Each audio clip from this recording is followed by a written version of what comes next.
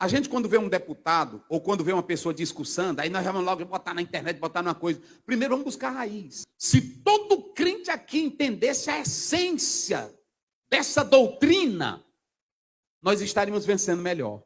E é dever do pastor, é dever da igreja. Eu não estou falando aqui de atacar ninguém, eu estou falando de conhecer uma doutrina. Pastor Zé, é destruir lá? Não. Lá não. Nós não temos nada a ver com quem está lá no Congresso falando lá. Nós temos que eleger deputados, etc. Que eu não vou entrar nisso. Eu vou falar aqui sobre a base bíblica. Agora, tem uma coisa que ninguém destrói, se você tiver. A defesa dos pais apologistas na história da igreja, desde o 3º século, nunca mudou a opinião dos hereges. Só que cada vez que um pai apologista defendia a fé, fortalecia mais a igreja. Entenderam agora? A questão não é lá, a questão é aqui. A base é aqui. É você que tem a mente de Cristo, que não vai aceitar ensinos errados aqui dentro. E tudo que você tiver, tu vai levar cativo a obediência a... Pronto, eu li Marx. Pronto, eu li Marx. Eu li Hegel. Eu li Nietzsche. Mas aqui tu não entra, Nietzsche. Porque meu pensamento é cativo, hein? É assim. Entenderam agora como é? Se eu chegar aqui para vocês e der uma aula todinha, o que é comunismo? Eu vou já falar isso aqui. O que é isso? É verdade, é verdade. Agora, se tu vier para Cristo e dizer, Jesus, eu quero a tua mente, e eu quero que todo conhecimento altivo, saliente, que te desrespeite, eu quero que seja cativo. Aí pronto, aí nós vamos fortalecer a... Pronto. Eu não estou aqui para dizer, olha, o crente que aceitei isso é do diabo. Não, não estou aqui para isso. Eu estou aqui para dizer que se nós tivéssemos mais ensino coerente, você estivesse pronto para aprender, negócio que os crentes não querem isso hoje. Olha, irmão, nós temos que querer poder, sim ou não? Nós temos que querer poder, nós temos que querer glória, manifestação. Mas os crentes é só atrás de anjo, é só atrás de nuvem, é só atrás, aí pronto. Aí pronto, é no pulo, é não sei o quê. Aí quando vem a maré zona forte, ele não aguenta.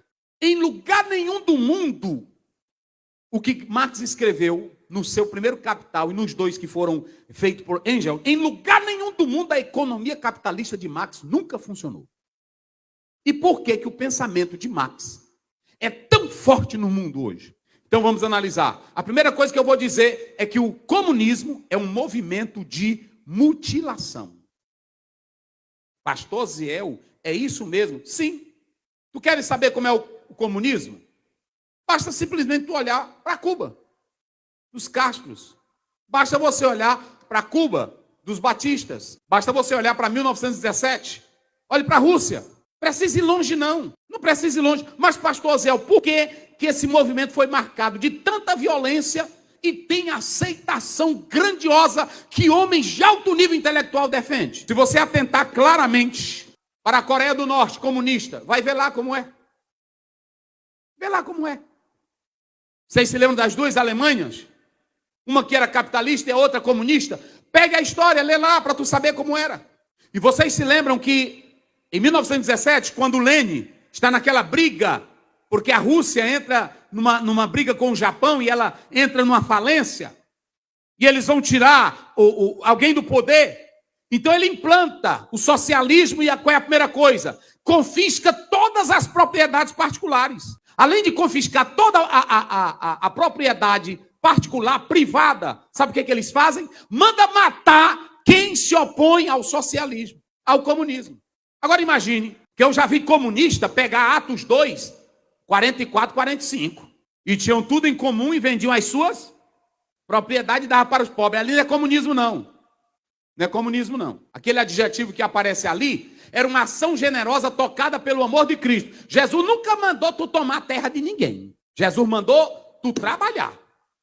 Trabalhar e pela comida que permanece, não pela comida que perece. E aí Paulo diz, se tu não trabalha, é bom que não. Em momento nenhum da Bíblia, a ideia do comunismo prevalece. Esse comunismo que alguns tentam falar por aí. Então não cite Bíblia dizendo que ali era um comunismo. Ali eram pessoas salvas, comuns, santas, que vendiam as propriedades por amor próprio, não por obrigação, não por violência. Então prestem atenção uma coisa que eu quero dizer para vocês. Apenas 2 gerações, 60 anos, 100 milhões de vítimas mortas pelo comunismo. 100 milhões. 100 milhões. 4.500 pessoas por dia. 190 mortos por hora. E aí? 3 pessoas a cada minuto virava cadáver. E por que um movimento desse, marcado por violência, paramorais, por que ele é aceito hoje ainda? A narrativa ilusória. A narrativa que o nosso bem está aqui, a narrativa que a casa está desorganizada, a narrativa que os capitalistas detêm o poder, vamos tomar isso deles à força. E aí entra o discurso de Judas, que aí não é nada de amor. Vai em Cuba para tu ver. Vai lá. Que aí na hora que tu chega, teu celular todinho confiscado. Tu chega daqui do Brasil, eu tive conversando com uma pessoa de lá, tu chega daqui do Brasil, aí o pai ela não pode falar bem do Brasil em nada. Não pode dizer que aqui anda à vontade, fala o que quer, que vai em shopping. É assim lá. Aí esse pessoal anda na rua, aí fala disso, se esquecendo que a liberdade dele amanhã vai ser tolhida. É só uma narrativa ilusória para fazer com que as pessoas percam a sua liberdade. Então, em primeiro lugar, é um movimento de ações maléficas. Nunca mais se esqueça disso. Em segundo lugar, o que realmente o comunismo propõe?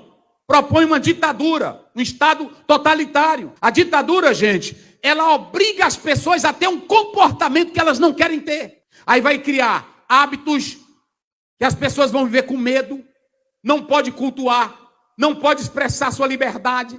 Vocês pensam que se um dia, que Deus quiser não vai acontecer, aplicar o comunismo aqui no Brasil, vocês pensam que festa vai ter do jeito que tem aí no Brasil? Não é só crente não, meus irmãos. Vocês pensam que esses jovens vão para a televisão e dizer besteira? A televisão é censurada. Só vai para ela aquilo que o ditador quer. É assim que nós temos que ensinar os crentes. Nós estamos fazendo esse negócio, o da direita, o da esquerda. Mostre primeiro o que é. Toda a tua liberdade. Sabe o que vai acontecer? Só pode ter uma igreja e eles ainda vão ditar as normas para essa igreja.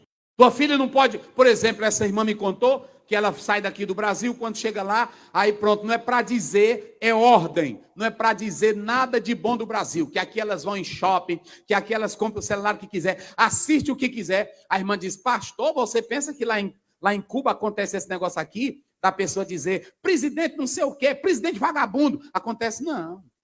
Na hora que tu diz, amanhã tu tá morto. Vai. Vê lá na Coreia, lá onde o gordinho impõe o medo dele, vai lá para tu ver. Vai lá. Então, primeiro, o comunismo não se encaixa na vida de um crente. Por quê? Porque a primeira coisa que caracteriza o comunismo, sabe o que é? É uma petulância. É uma arrogância. Ok? A segunda, o perigo do comunismo. Qual é o perigo do comunismo, pastor Oziel? As pessoas não podem viver sem a ideia de que poderiam realizar a perfeição na Terra. O que o Marx pretendia era dizer que nossa felicidade não tem nada a ver com o céu. Toda a nossa felicidade está onde? Na terra. Tem nada a ver com Deus. Deus é uma besteira. Deus é uma ideia besta criada pelos fracos, pelos bestas. É assim que ele dizia. Era assim que Marx dizia. Eu estou dizendo nas minhas palavras para não dizer em termos filosóficos, não, tu não vai entender. Que eles fazem uma linguagem bonita, aí pronto, aí tu... hipostatização, era a linguagem que ele usava. Hipostatização. Aí eu falar isso, os irmãos não pegam. Pronto, ele está dizendo o seguinte, essa crença da idealização de Deus, desse ser transcendente, isso é besteira, isso não existe. Larga isso de mão. Ele dizia que era isso que atrapalhava o homem, essa besteira de Deus.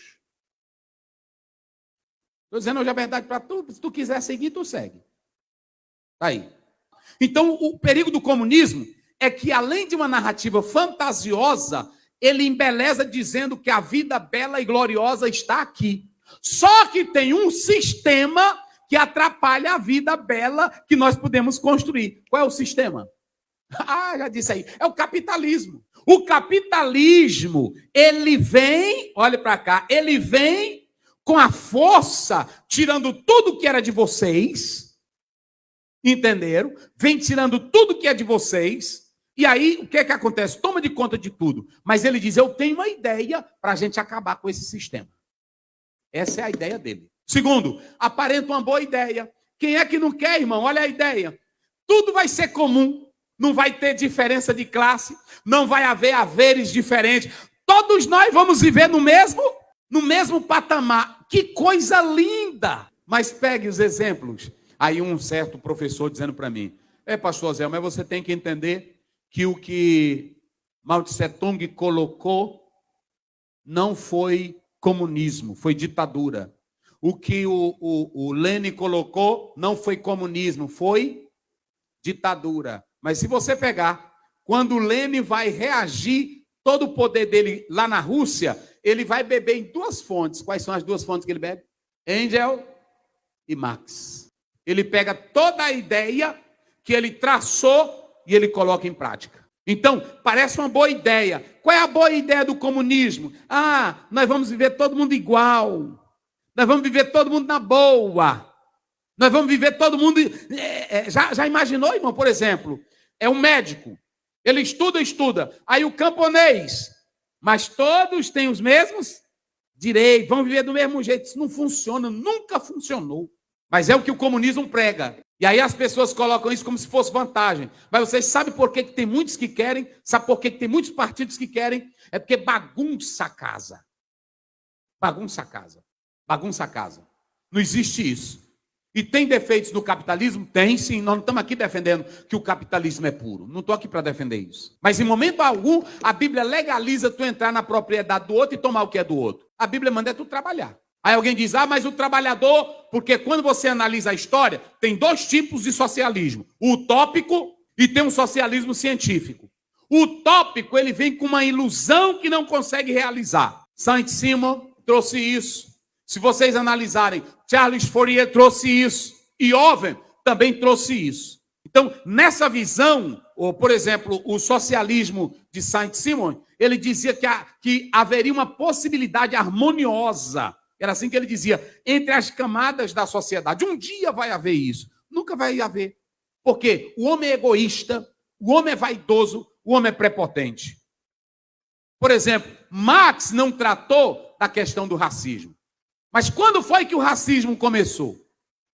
Quando foi que a luta de classe começou? Começou com Marx? Não, ele apenas pegou um processo histórico. Lá na Mesopotâmia já começou a briga, um querendo ser maior do que o outro. Então veja como é o mundo, esse é o mundo sem Deus. Nesse socialismo utópico, eles não conseguiram nada. E aí você tem que entender o seguinte, o socialismo, ele tem uma ideia, o comunismo quer colocar isso em prática. Essa é a questão.